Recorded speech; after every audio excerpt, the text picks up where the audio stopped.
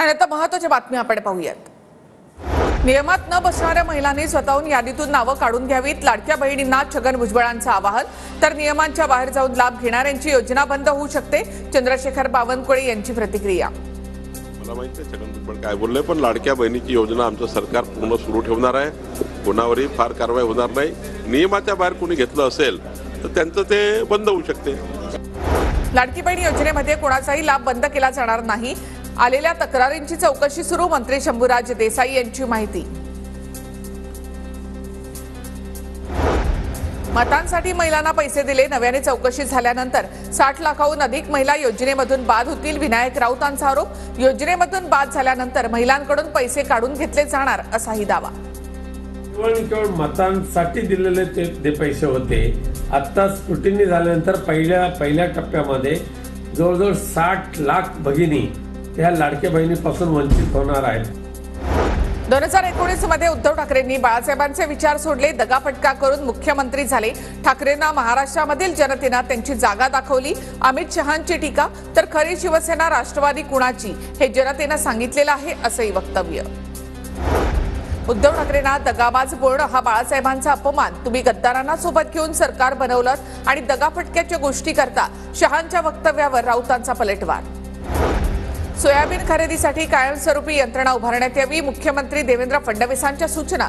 तर सोयाबीन खरेदीला मुदतवाढ देण्यासाठी फडणवीसांचा केंद्रीय कृषी मंत्री शिवराजसिंह चौहान यांना फोन।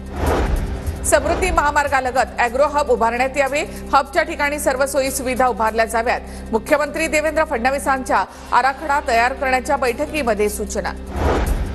कांदा साठवणीसाठी कांदा चाळ उत्तम पर्याय, अधिकाधिक कांदा उत्पादकांनी कांदा चाळ घ्यावी यासाठी प्रोत्साहन द्या। मुख्यमंत्री देवेंद्र फडणवीसांच्या अधिकाऱ्यांना सूचना। राज्यातील पालकमंत्री पदाची यादी तयार, येत्या 2 दिवसात यादी जाहीर होण्याची शक्यता। काल रात्री उशिरा तीनही प्रमुख नेत्यांमध्ये फोनवर चर्चा, सूत्रांची माहिती। 15 तारखेपर्यंत पालकमंत्री पदावर तोडगा निघेल। स्थानिक स्वराज्य संस्थांच्या निवडणुकांसाठी भाजप महायुती सज्ज, भाजप नेते चंद्रशेखर बावनकुळे यांची माहिती। तर महाविकास आघाडी स्वार्थासाठी एकत्र, बावनकुळेंची टीका। कधीपर्यंत जाईल? लवकरच 15-16 तारखेपर्यंत काहीतरी मार्ग निघेल, कारण आम्ही सर्वच एकत्र आलो आहेत। बऱ्यापैकी चर्चा झाली आहे। 15-16 तारखेपर्यंत मार्ग निघेल। शेतकऱ्याचा मुलगा आमदार झाला, पालकमंत्री व्हावा अशी सगळ्यांची इच्छा। रायगडच्या पालकमंत्री भरत गोगावले यांची प्रतिक्रिया। भरत गोगावलेंना रायगडचं पालकमंत्रीपद मिळावं अशी शिवसेनेची भूमिका। उदय सामंत यांची प्रतिक्रिया। रायगडचं पालकमंत्री पद कुणाकडे जाणार याकडेही लक्ष। मंत्र्यांच्या बंगल्यावरील उधळपट्टीला लगाम लागणार, शासकीय निवासस्थानावरील अधिकच्या खर्चाच्या तक्रारींची मुख्यमंत्र्यांकडून दखल, सूत्रांची माहिती। तर नव्या अधिकाऱ्यांची नावं खासगी सचिव म्हणून दिली जात असल्याचीही सूत्रांची माहिती। संजय राऊतांनी सिल्व्हर ओकवर शरद पवारांची भेट घेतली। सध्याच्या राजकीय स्थितीवर दोघांमध्ये 30 ते 40 मिनिटं चर्चा। शरद पवार उद्या दुपारी 12:30 वाजता पत्रकार परिषद घेणार। वायबी चव्हाण सेंटरवर शरद पवार पत्रकार परिषद घेणार। पवार काय बोलणार याकडे लक्ष।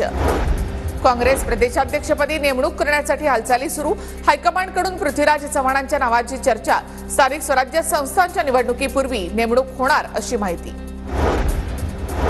भाजपची लढताना एकसंध इंडिया आघाडीसाठी संवाद ठेवा, ठाकरे गटाचं मुखपत्र सामनातून काँग्रेसला हात जोडून विनंती। तर इंडिया आघाडी अधिक मजबूत व्हावी, टिकावी ही आमची भावना, संपादकीय बाबत राऊतांचं विधान। विरोधात लढताना सहकाऱ्यांना देशद्रोही ठरवण्यापर्यंत जाऊ नये ही ठाकरे गटाची भूमिका, काँग्रेसला उद्देशून संजय राऊतांचं विधान। पंतप्रधान नरेंद्र मोदी 15 जानेवारीला मुंबई दौऱ्यावर, नौसेनेच्या 2 युद्धनौका आणि एका पाणबुडीचं पंतप्रधानांच्या हस्ते लोकार्पण होणार। त्यानंतर मोदी महायुतीच्या आमदारांसोबत संवादही साधणार।